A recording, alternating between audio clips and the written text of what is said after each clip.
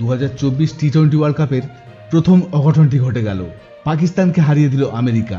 Cricket বিশ্বে এক নবীন দল যাদের অভিষেক ঘটল এবার প্রথম বিশ্বকাপে, তারা কিনা হারিয়ে দিল পাকিস্তানকে, যাদের দাবি তাদের বোলিং অ্যাটাক নাকি পৃথিবীর 1 নম্বর বোলিং অ্যাটাক। তারা আমেরিকার মতো নবীন এক দেশের ব্যাটসম্যানদের আটকে রাখতে পারল না।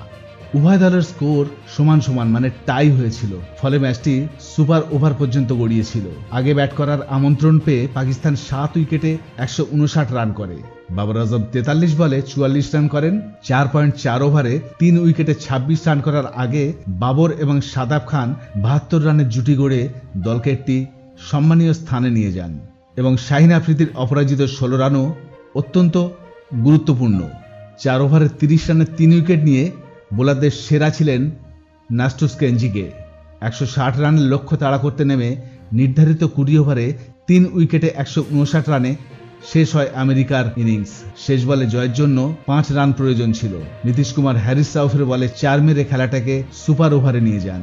আমেরিকা সুপার ওভারে পাকিস্তানের জন্য 19 রানের টার্গেট দেয়, কিন্তু জবাবে পাকিস্তান মাত্র 13 রানে শেষ হয়ে যায়।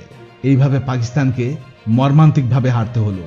বন্ধুরা, আপনাদের কি মতামত এই ম্যাচ সম্বন্ধে, পাকিস্তানের এই হার সম্বন্ধে? কমেন্ট সেকশনে নিশ্চয়ই জানাবেন। আর ভিডিওটি ভালো লাগলে অবশ্যই চ্যানেলটিকে সাবস্ক্রাইব করবেন।